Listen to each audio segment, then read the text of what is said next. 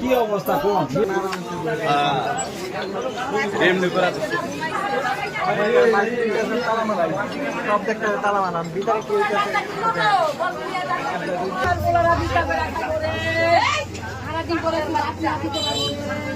আচ্ছা, আজকে যে ঘটনার সংবাদ পেয়ে আমরা এখানে আসছি, তো আমরা দেখলাম যে আসলে একটা ছাদের নিচে চারটা দোকান, চার ভাইয়ের দোকান। এখানে একটা হার্ডওয়্যারের দোকান আছে, একটা আছে ছোট স্বর্ণ দোকান, আর একটা হচ্ছে আপনার মুদি দোকান, আর একটা হচ্ছে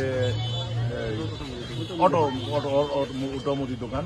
তো বিষয়টা হচ্ছে এখানে এই বাজারে প্রতিনিয়ত পাহারা থাকে, 5 জন পাহারাদার আছে, এবং আমাদের শেখরনগরের পুলিশ তদন্ত কেন্দ্র থেকে রাত্রিকালীন টহলও থাকে।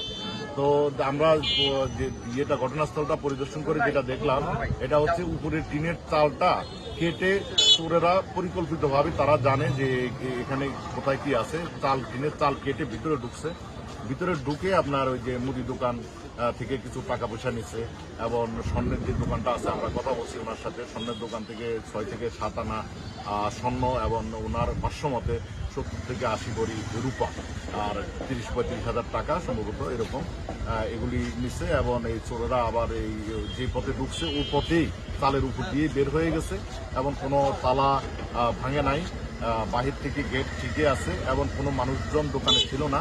এটা হচ্ছে আর কি আপনার আমাদের ভাষায় যে সংগোপনে চুরি, আর সবার অজান্তে কোনো লোকজন ছিল না, এটা একটা চুরির ঘটনা। তো আমরা এটা আইনগত ব্যবস্থা নিচ্ছি। আমার মনে হয় এখানে আশপাশের এলাকার চোর যারা আছে বা চোর চক্র এটা করতে পারে। তো আমরা এটা আসলে খোঁজখবর নিচ্ছি, এবং আমাদের তথ্য প্রযুক্তি সহকারে আমাদের এলাকার সোর্স নিয়োগ করে আমরা সর্বোচ্চ আইনগত ব্যবস্থা নিব, এবং যত দ্রুত সম্ভব এই চুরির রহস্য আমরা উদ্ঘাটন করব। ধন্যবাদ।